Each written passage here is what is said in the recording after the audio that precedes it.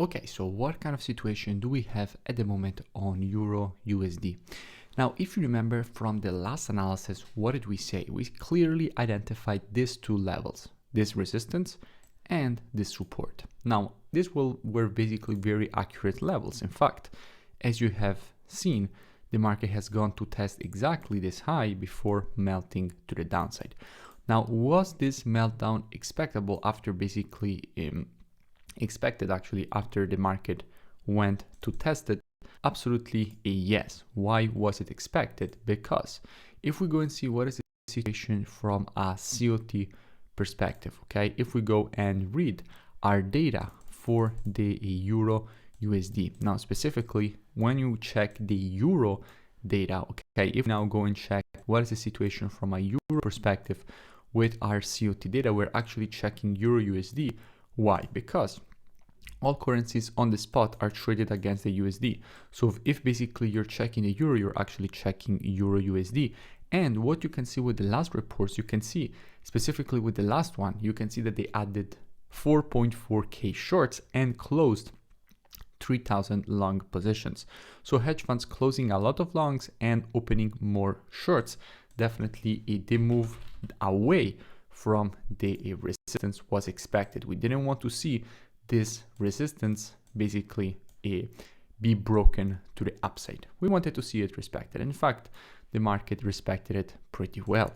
However, what we also said is that we were not interested in any position on Euro USD until the market remains bounded inside of these two levels, because the market is limited. Basically, any trade that you have has a very limited risk to reward ratio. Now, obviously, the only setups that we would actually be looking at are, for example, W formations or M formations, basically ending up at this support and resistance levels. Why? Because in that case, you would have very high probability of completion. So even a 1 to 2 risk to reward would basically be quite appealing. So at the moment, the market is still bounded inside of these regions. Now, we have to still get a new report from today.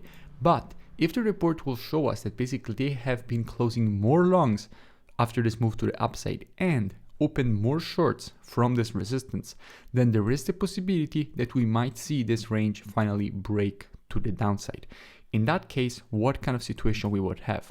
What we will be doing with students is on the retest of the range, we will be looking on the 4-hour time frame, waiting for the market to shift from a bullish market to a bearish market and provide to us one of our valid entries. And if the market basically after the retracement provides to us one of our valid entries, then we would be taking a nice short position with a good risk to reward and good probabilities for a nice push to the downside. Same thing for a push to the upside if the market will go up, but at the moment it seems more probable that if they will be adding more shorts and closing some longs, the market will finally make it to break this range to the downside. We will see. If the market just continues to basically range inside of here, only M and W formations will bring us to actually be monitoring for a possible position. But if the market will manage to break below the structure, then definitely we will be looking for an opportunity on the retest of it.